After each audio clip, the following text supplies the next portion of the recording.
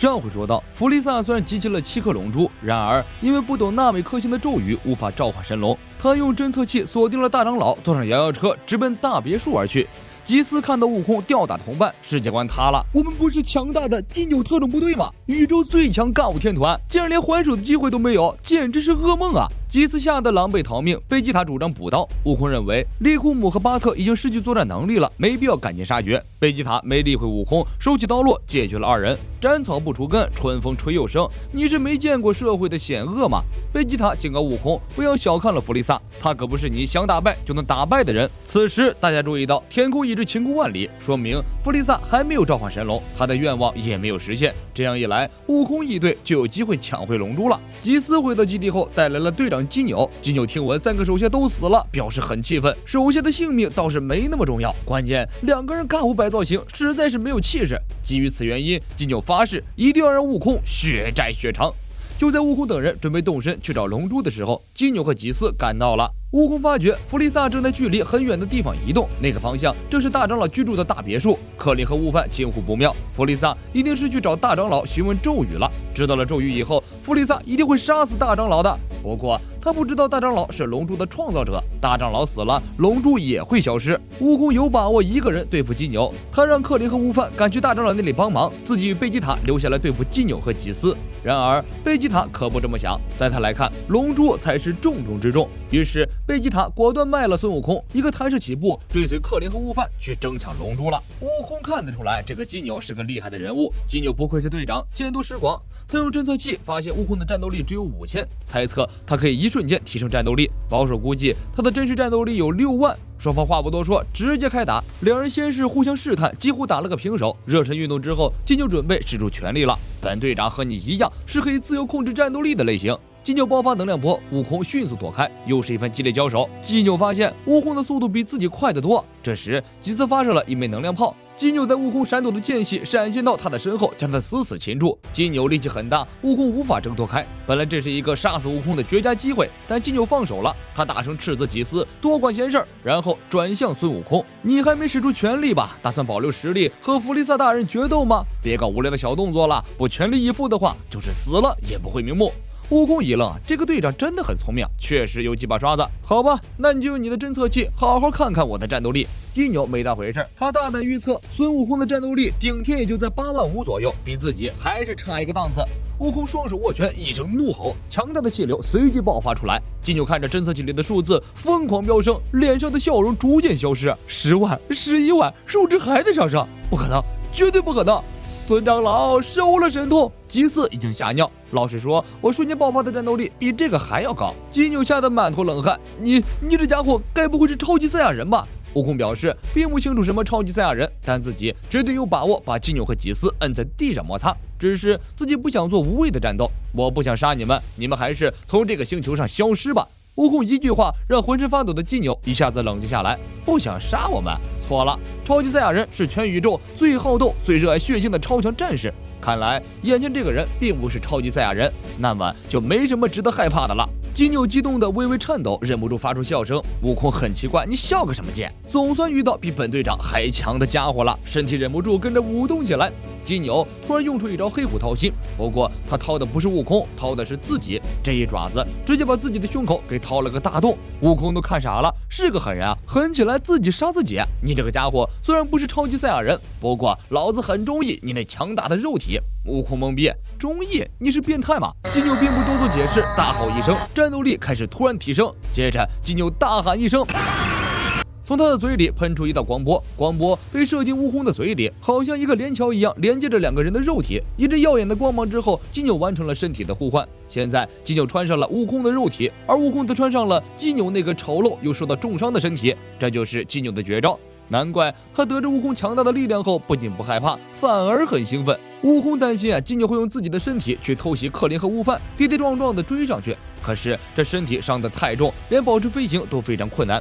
克林和悟饭找到了布马，从他身上拿到龙珠雷达后，快马加鞭的去寻找龙珠。就在悟空被基纽戏耍的同时，贝吉塔已经完成了偷家行动。他灭了弗利萨基地的小兵，换上新的战斗服，还顺手洗了一把脸，然后静静等待拿着龙珠雷达的地球人赶来。不大一会儿，克林和悟饭出现在基地外面。贝吉塔躲在暗中盘算着，只要神龙被召唤出来，自己就抢先说出愿望。然后他看到克林与悟饭徒手挖出龙珠，又念出了神秘的咒语，可龙珠一动不动，完全没有反应。也就在这时，克林与悟饭感受到两股邪恶的气息正飞向这边，两人立刻躲了起来。待那两股气息降落，克林和悟饭傻眼了，那家伙不是悟空吗？克林跑出去数落攀谈，把一切情报都对金牛说了。悟饭感觉不对劲儿，那家伙根本不是爸爸。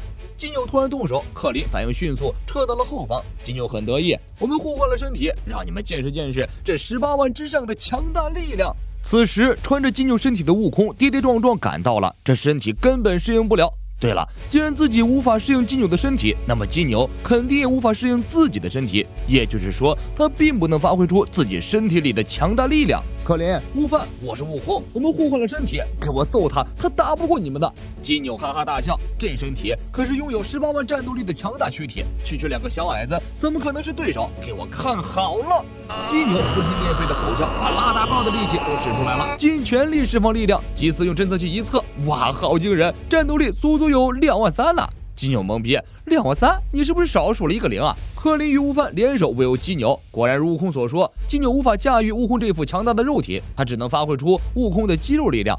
克林与悟饭所有夹击，把金牛揍得十分狼狈。金牛呼唤吉斯来帮忙，暗中观察的贝吉塔明智的选择站队悟空，跳出来拖住吉斯。吃了仙豆痊愈的贝吉塔战斗力再次得到了提升。曾经让贝吉塔恐惧的金牛特种部队队员，此时让贝吉塔碾压暴打，毫无还手之力。贝吉塔一发能量炮击中吉斯面门，吉斯宣告击击。贝吉塔干掉吉斯，转身痛殴穿着悟空身体的金牛，顺便公报私仇。贝吉塔将金牛狂虐一番，金牛被揍得遍体鳞伤，倒地不起。贝吉塔将能量聚集双手，准备一招了结了金牛。悟空吓了一跳，别人你不留活口就算了，这个你可千万要手下留情，要不然自己一辈子都要穿着金牛这副丑陋身体了。金牛也很给力，关键时刻他再次使出了身体交换的技能，这次他盯上了贝吉塔的身体。悟空看准机会扑过去，成功拦下了金牛发射的光波，把自己的身体换了回来。金牛仍不死心，必须要得到贝吉塔的身体。贝吉塔很聪明，他发现金牛换回身体后，冲过去揪住金牛就是暴打。金牛故意让贝吉塔弄伤自己的身体，在还剩最后一口气的时候，他对贝吉塔使出了身体交换技能。悟空知晓金牛的险恶，如果让他穿上贝吉塔的身体，一切就完蛋了。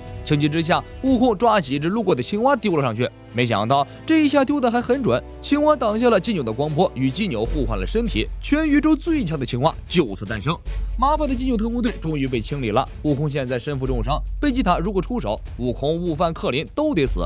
但是贝吉塔想要利用悟空的力量对付弗利萨，换句话说，贝吉塔准备好入伙了。他将悟空3人带进弗利萨的基地，把悟空丢进液体治疗器里，又给克林和悟饭换上了战斗服。悟空完成治疗还有45分钟的时间，克林准备先去大长老的别墅一趟。他担心弗利萨已经掌握了召唤神龙的咒语，自己应该去收集一些情报。内鲁赶回大长老的别墅，大长老责怪内鲁不听指挥，我不是让你去帮助地球人吗？为什么跑回来？内鲁心中担忧大长老的安危，而且如果大长老被杀死的话，龙珠也就消失了，地球人也无法实现愿望。大长老换来丹迪，有能力开发了丹迪的潜能，派丹迪去协助地球人。地球派系最强辅助上线了。丹迪刚离开，弗利萨便抵达了大长老的别墅。如果说弗利萨是全宇宙最强大的人，恐怕并不准确。但如果说弗利萨是全宇宙最绅士的人，我想应该没人能反驳。大王连抢劫都这么彬彬有礼，先礼后兵，不打针不吃药，坐下就是跟你唠聊天，实在进行不了再动手。内鲁警告弗利萨不要轻举妄动啊！如果龙珠制造者大长老死了，龙珠就会消失。弗利萨不急不恼，用商量的口吻威胁大长老，如果不能协助自己许愿，就杀死内鲁。大长老知晓弗利萨的实力十分强大，内鲁肯定不是对手。他派出丹迪去帮助地球人，就是为了抢在弗利萨之前许下愿望。今天大长老和内鲁都抱着必死的决心，决定用生命拖住弗利萨，挽救宇宙苍生。内鲁提出换个地方切磋武艺，弗利萨很随和，入乡随俗，你说的算。内鲁带着弗利萨走了好远，努力拖延时间，直到弗利萨表示有些不耐烦，内鲁才停了下来。两人降落在陆地上，打斗正式开始。内鲁释放隐藏的力量，战斗值达到了惊人的42000，这和大多数纳美克星人比起来，已经算是佼佼者了。弗利萨不慌不忙，给你数值参考一下，让你知道你面对的敌人有多么强大。我的战斗数值是53万，不过我不会用全力对付你的，就用一只左手玩一下好了。这话虽然不中听，不过正合内鲁的意思，能拖住的时间越长越好。内鲁发动进攻，用手刀击中弗利萨的脖颈，弗利萨微微一笑，左手像钳子一样扣在内鲁手臂上，稍稍一用力，内鲁的手臂便被扯了下来。